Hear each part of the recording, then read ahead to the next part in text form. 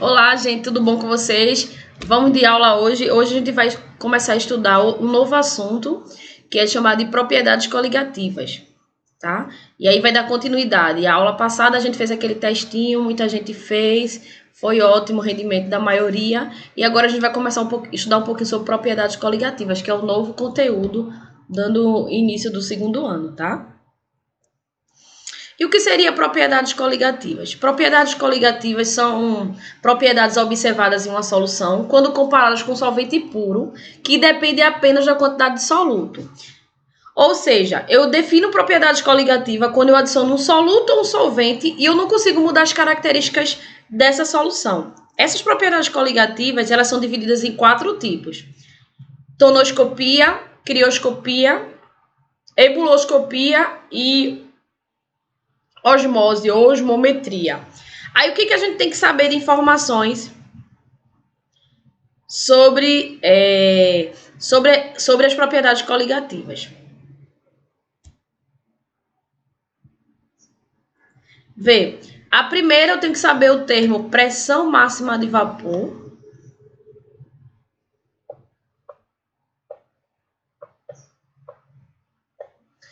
Que no caso, pressão máxima de vapor, eu tenho que saber qual a diferença de pressão máxima de vapor e o termo de pressão atmosférica. Por que, André, eu tenho que saber essas duas diferenças? Porque quando a gente for começar a estudar tonoscopia, a gente vai falar o tempo todo sobre isso. Então, vê, pressão máxima de vapor tem a ver com quanto mais volátil é aquela substância. Por exemplo, se eu abrir aqui uma garrafinha de acetona e colocar ela aberta, todo mundo já notou que a acetona ela evapora. Isso significa dizer que ela é volátil. Se eu colocar aqui um copinho de água, ele vai evaporar, mas com a lentidão menor. Quer dizer que ele não é tão volátil, né? Ele é volátil, mas pouco, não necessariamente como é o álcool e a acetona. Então, quando eu digo que um composto ele tem uma pressão máxima de vapor alta, quer dizer que ele é bastante volátil. Então, lembra disso, tá? Primeira característica. A segunda é pressão atmosférica. Aí é diferente. Pressão atmosférica tem a ver com a altitude. Quanto mais alto eu estou, menor vai ser a minha pressão. Então, por exemplo, vamos dizer que eu estou cozinhando um miojo aqui e estou cozinhando um miojo lá no Monte Everest.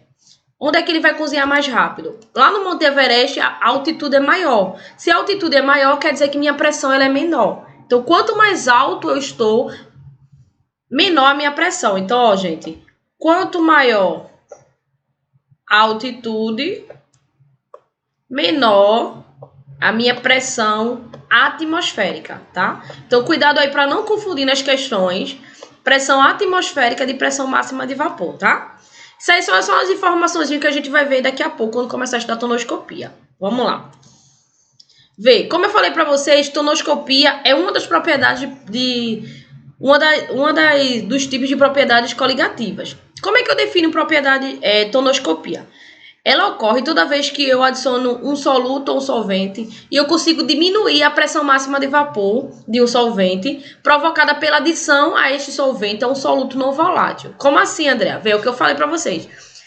Pressão máxima de vapor tem a ver com volátil. Então, quando eu adiciono um soluto ou um solvente e eu consigo diminuir essa pressão, eu vou ter um exemplo de tonoscopia no nosso dia a dia. Por exemplo, um que cai bastante é o exemplo da panela de pressão. Porque quando eu vou cozinhar um feijão, se eu colocar o feijão numa panela de pressão e em outra panela eu coloco ele, sem ser na panela de pressão, uma panela normal, onde é que vai cozinhar mais rápido, né? Todo mundo sabe que na panela de pressão cozinha mais rápido. E por que isso acontece? Isso acontece porque lá dentro a pressão atmosférica é maior que a pressão fora. E quando a pressão atmosférica, tá? E aí, ó, quando a pressão atmosférica aumenta, tua temperatura também aumenta, tá? Cuidado para não confundir. Pressão máxima de vapor tem a ver com volátil, então é o contrário. Então, se eu diminuir a pressão máxima de vapor, quer dizer, se essa substância não for muito volátil, eu preciso de uma alta temperatura para isso acontecer. Exemplo, vou ferver água. Aí a água ela não tem uma pressão de vapor alta? Ela demora a evaporar. Então, eu preciso de um tempo maior, ou seja, de uma temperatura maior para que a água ferva. Agora, se, por exemplo, eu vou ferver álcool ou acetona, que tem uma pressão máxima de vapor menor, então eu preciso de uma temperatura baixa, porque no instante acontece. Então, cuidado para não confundir. Pressão máxima de vapor tem a ver com volátil. Pressão atmosférica é a pressão que a gente conhece no nosso dia a dia. Pressão 1 atm, 2 atm, e tem a ver com a temperatura. Quanto mais alta ela está, maior vai ser a minha temperatura. Aí aqui no desenho eu coloquei água pura, 5 mol de glicose com água e 5 mol de sacarose com água. Se eu perguntasse aqui quem é que ia ferver primeiro, quem é que tem a pressão máxima de vapor? Gente, quando eu adiciono sais, né, que vem lá de ligações iônicas, ou quando eu adiciono uma sacarose e tal, ele consegue mudar as características daquela solução. Então, por exemplo, aqui eu tenho água com glicose e água com sacarose. Ela vai evaporar, ou seja, ela vai ter uma pressão máxima de vapor maior do que a água normal. Isso aí a gente vai aprender bastante na próxima propriedade, tá? Então, mas lembra disso, tonoscopia estuda a pressão, baixamento da pressão. Aí vem para a segunda agora, ebulioscopia. Ebulioscopia é o tipo da propriedade que vai estudar o aumento da temperatura, ou seja, vai estudar o ponto de ebulição. Toda vez que eu adicionar um soluto e a temperatura aumentar, eu vou ter um exemplo de ebulioscopia. Onde é que a gente pode ver isso, Andrea? Vamos fazer lá, sei lá, um macarrão. Aí tu coloca água no fogo e deixa ferver lá. Vocês já perceberam que a mãe de vocês, quando vai cozinhar ou um arroz ou um macarrão, coloca água e coloca sal. Todo mundo já viu isso em casa. Por que isso acontece? Isso acontece por conta do efeito de ebulioscopia. Quando eu adiciono sal, eu consigo aumentar a temperatura. Então, por exemplo, aqui eu coloquei água com açúcar, que também aumenta. Mas eu poderia colocar água com sal aqui, como é o exemplo que eu falei. Ele antes fervia a água, a gente sabe que ela ferve a 100 graus. Só que quando eu adicionei o açúcar aqui, por exemplo, a temperatura aumentou. Então, é o caso da água com sal. Por que a gente põe o sal na água antes de colocar o arroz ou o macarrão? Porque como a gente aumenta a temperatura de ebulição, o que acontece? Quando eu colocar o macarrão, o arroz vai cozinhar mais rápido, tá? E aí, talvez a mãe de vocês não saiba ou a avó, mas é por conta disso. Aí agora vocês já sabem. Então, a definição aí de ebulioscopia é o estudo da elevação da temperatura de ebulição de um solvente, provocada pela adição a este solvente a um soluto não volátil. Sempre trabalhando com a ideia de substâncias não voláteis, porque substâncias não voláteis não vão evaporar rapidamente. Outro exemplo que a gente tem de ebulioscopia no nosso cotidiano, quando em lugares frios, tá? A gente coloca água morna no radiador do carro. Por quê? Para evitar que venha congelar. Então, estou aumentando a temperatura de ebulição daquela solução, tá? Próxima propriedade. Aí eu trouxe um videozinho de um experimento mostrando a ebulioscopia. Vamos lá ver. Deixa eu colocar aqui a setinha.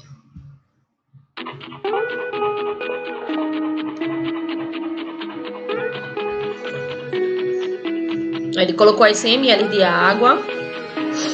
Tô para ferver.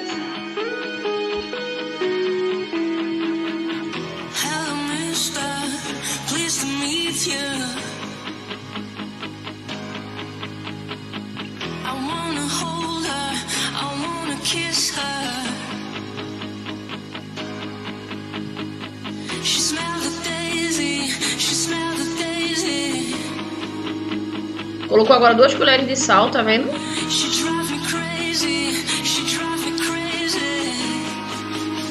E foi colocar para ferver também.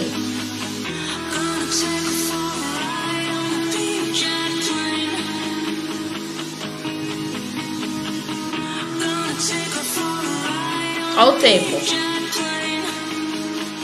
Então, ó, água com sal demora mais para ferver porque ocorre o efeito ebulioscópico, na qual, aumentando o ponto de ebulição solvente quando adicionamos soluto não volátil. É aquela situação que eu falei para vocês. Se eu aumento, se o tempo é maior, porém quando eu colocar o macarrão vai cozinhar mais rápido, tá? Vamos para a terceira propriedade, é a crioscopia. Se a ebulioscopia estudava o aumento da temperatura, a crioscopia vai estudar a diminuição dessa temperatura.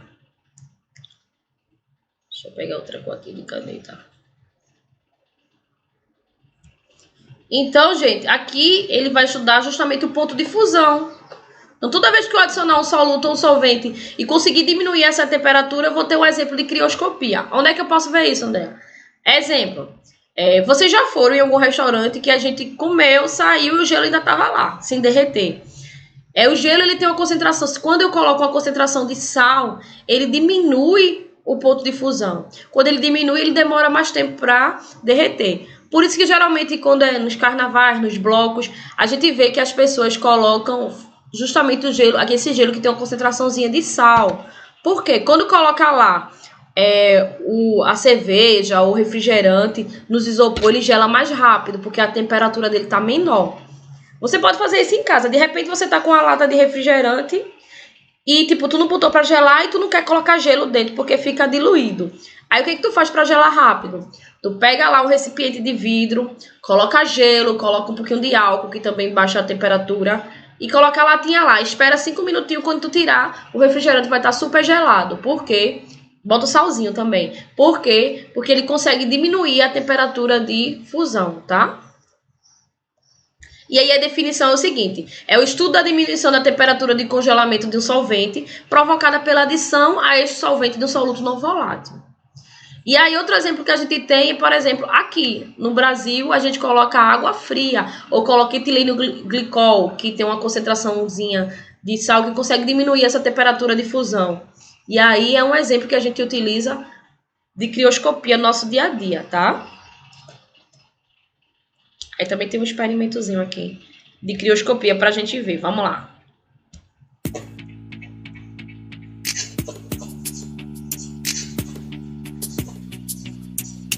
Cloreto de sódio, né? Que é o sal de cozinha.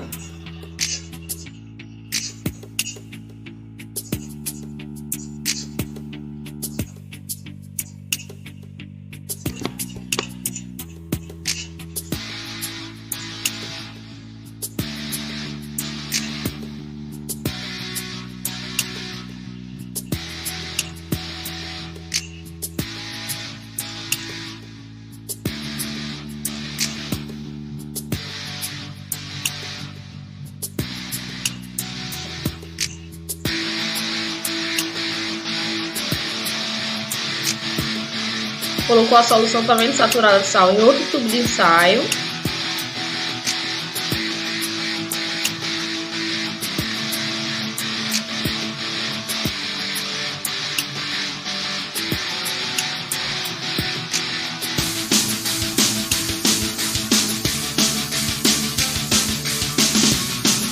Colocou sal grosso também no becker de gelo, ó, para baixar o ponto de fusão, o efeito de crioscopia. E colocou, mexeu um pouquinho.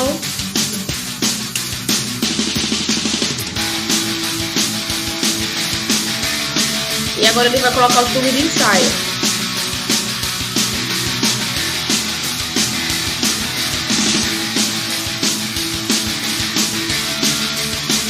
E aí vai fazer aquilo que eu falei pra vocês do exemplo dia a dia. Vamos ver o que vai acontecer.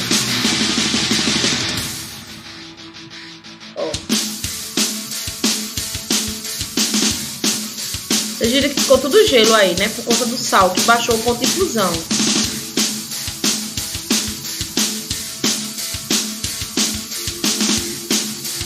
Ó, o que aconteceu?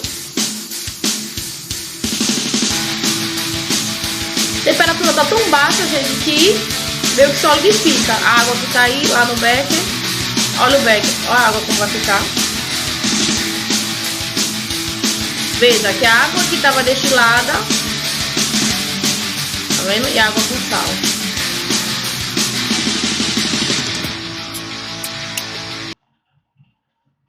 É o exemplo que a gente tá vendo. Então, por exemplo, se você resolve fazer gelo com água e sal no seu congelador, você vai ver que ele vai demorar mais tempo para congelar, porque ele precisa de uma temperatura muito mais baixa. Já a água normal não. Porém, a água com sal ela demora mais tempo para derreter, tá? Que é o que acontece no gelo que eu falei para vocês. E a quarta propriedade é a osmose. Gente, a osmose, vocês já até aprenderam isso em biologia, a passagem do solvente de um meio menos concentrado para um meio mais concentrado. Então, tem uma solução diluída e uma solução concentrada. Então, A água, que é o solvente, ela sai do meio menos para um meio mais, concentrado em sais. Aí são exemplos que a gente usa muito no nosso cotidiano, que a salada. Mamãe fez a salada. Se você temperar a salada antes de comer, você vai ver que ela fica murcha, porque a água ela sai do meio menos para o meio mais. Esse desenho aí representa as membranas semipermeáveis. Outro exemplo que a gente tem de osmose. Você resolve ir à praia e tá chovendo. Você toma banho, tá chovendo, mas mesmo assim você sente sede. Por que você sente sede? Porque lá também ocorre o processo de osmose. A água sai do meio menos para o meio mais concentrado, tá? Era bom que emagrecesse, né? Outro exemplo que a gente tem de osmose, tem a questão também da osmose reversa, quando ela sai do meio menos para o meio mais. Por exemplo, o arroz, ele tem essa propriedade. Todo mundo já ouviu esse ditado: caiu meu celular na privada, eu vou e coloco dentro de um pote de arroz. Por quê? Porque o arroz consegue retirar a água que está lá naquele celular. O arroz também é colocado dentro do sal, e algum restaurante vocês já viram. Por quê? O sal ele é higroscópico, quer dizer isso, ele absorve a água do meio. Como a gente mora num lugar muito úmido, aí a gente coloca o salzinho para ele retirar aquela água lá que está no sal. Também é o efeito de osmose.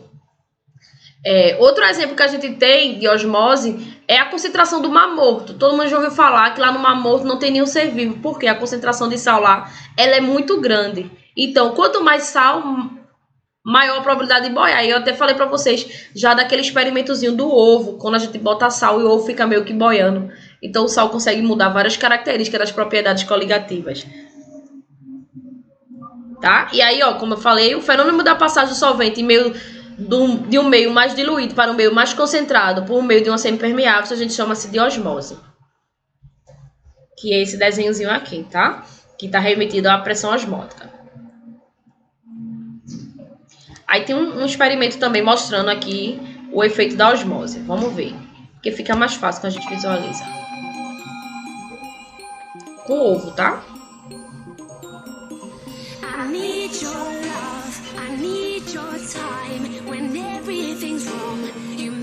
Aí vou usar 3 ovos, um vinagre, água e açúcar.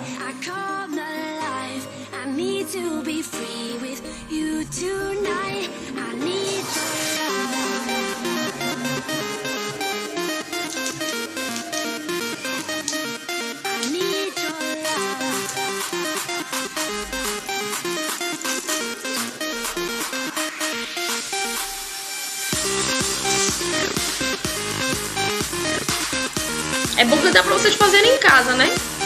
Se tivesse entediado aí na quarentena, faz os experimentos, os vídeos que eu tô colocando aqui pra vocês treinar. Faz o vídeo, grava e manda pra mim, pra ver se deu certo.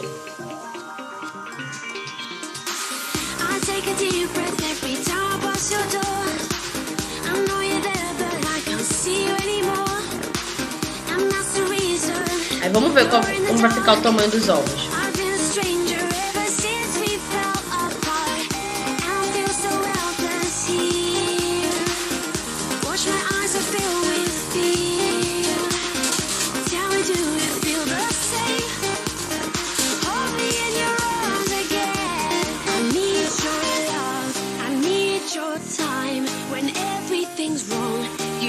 Olha aí.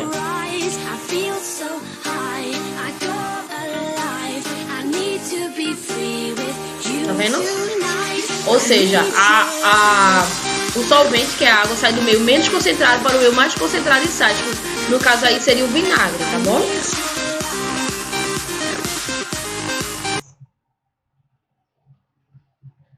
Aí vamos pro exemplo. Vamos fazer alguns exercícios para a gente fixar, para que vocês possam fazer o exercício que eu deixei aí para vocês.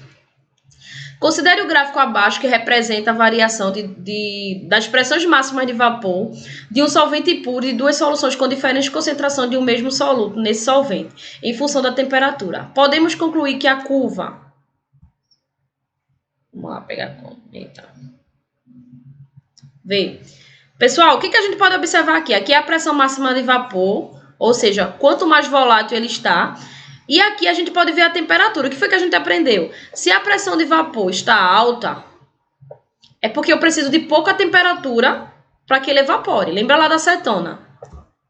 Se a pressão de vapor estiver baixa, Isso significa dizer que eu preciso de mais temperatura para conseguir fazer aquela substância evaporar.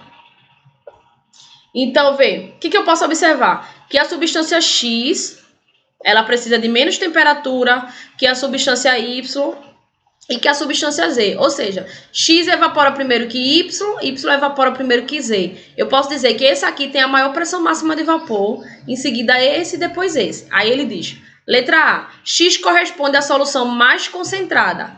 Pessoal, quanto mais concentrada, maior o quê? A pressão máxima de vapor, né? Quanto mais eu sal, eu coloco nela. Aí vê, Y corresponde à solução mais concentrada. Z corresponde à solução mais diluída. D, X corresponde ao solvente puro. Tem como saber que ele é solvente puro. E Z corresponde a um solvente puro. Ó, X corresponde a um solvente puro. Vamos olhar as características de X. Todos partem a 25, vê. Por que eu não posso dizer, concluir na curva, que corresponde à solução mais concentrada? Porque todos estão partindo, a pressão máxima de vapor externa dele está 760. Ninguém está dizendo mal que ninguém aqui, então eu não posso saber quem está mais concentrado e quem está menos concentrado. Eu posso dizer quem evapora primeiro. Como ele não falou nada em nenhuma característica dessa, aí ó, X corresponde ao solvente puro? Sim. Porque quando eu adiciono a concentração dos sais, a pressão de vapor faz o quê? Diminui porque fica mais concentrado. Lembra lá quando eu coloco sal na água, ele demora mais tempo para poder congelar, demora mais tempo para poder ferver. Então, quando eu adiciono sais, eu consigo mudar essas características. Então, a resposta, letra D. Outro exemplo aqui. Algumas pessoas requentam em banho-maria café preparado conforme ilustrado a seguir. Sobre essa situação, cada um dos 5 estudantes afirmaram: o café e a água em banho-maria começam a ferver ao mesmo tempo. 2. O café vai ferver, mas a água em banho-maria não. 3. O café vai ferver, mas a água em banho-maria sim. Nem a água da banho-maria nem o café pode ferver. 4. O café e a água do banho-maria pode ferver, mas o café começa a ferver primeiro. Então, considere o café uma solução aquosa de solutos não voláteis, tá? Então, tem solutos nele. Responda qual das afirmações você concorda e explique. Então, nem coloquei aqui, vamos fazer. Eu coloquei a resolução, vê. O café e a água em banho-maria começam a ferver ao mesmo tempo. Não, por quê? Porque a água ela tá sozinha e o café ele tá com concentração de outros sais. Então, é em tempos diferentes, tá falso. O café vai ferver, mas a água e o banho-maria não. Quem vai ferver primeiro? A água, porque não tem concentração de sal nenhum. Quanto mais eu adiciono sal, uma concentração de sal, de açúcar, seja lá o que for, o que vai acontecer? Ele vai demorar mais tempo para ferver. O café não vai ferver, mas a água e o banho-maria sim. Nem a água nem o café vão ferver. Aí vê, falso. Os dois vão ferver, só que em tempos diferentes. O café e a água e o banho-maria podem ferver, mas o café começa a ferver primeiro. Não, quem começa a ferver primeiro vai ser a água. Então, aqui a gente vai ter o café, não vai ferver, mas a água e o banho-maria sim. De início, sim. Então, a gente vai ficar com a resposta 3, tá? Terceiro, sabe-se que por osmose, um solvente de uma solução mais diluída atravessa a membrana semipermeável em direção à solução mais concentrada. Efeito de osmose. Sai do meio menos concentrado para o meio mais concentrado. Sabe-se também que um peixe de água doce é hipertônico em relação de água do rio e hipotônico em relação da água do mar. O que ele quer dizer com isso? Se eu pegar um peixinho de água doce, colocar ele na água salgada, ele vai morrer desidratado, ele vai murchar, porque a água que está no seu corpo vai sair pelo processo de osmose. Se eu pego um peixinho de água salgada e coloco na água doce, ele vai ficar inchadozinho, né? Devido ao processo de osmose. É o que ele está dizendo aí. A água doce, um peixe de água doce é colocado se um peixinho de água doce é hipotônico em relação à água do rio, ele é hipotônico em relação à água do mar, tá? Se um peixe de água doce for colocado na água do mar, o que vai acontecer com ele? Vê.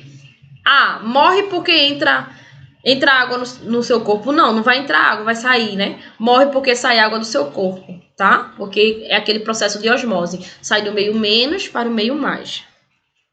Pronto, gente. Aí o que eu trouxe para vocês foi isso, essas 4 propriedades. Aí eu quero que vocês façam os exercícios, só teórica, bem mais facinho, bem mais light do que a aula passada que tinha muito cálculo. E é só vocês prestarem atenção nessas 4 propriedades. Tonoscopia, baixamento de pressão, tá? Tem a ver com a pressão máxima de vapor.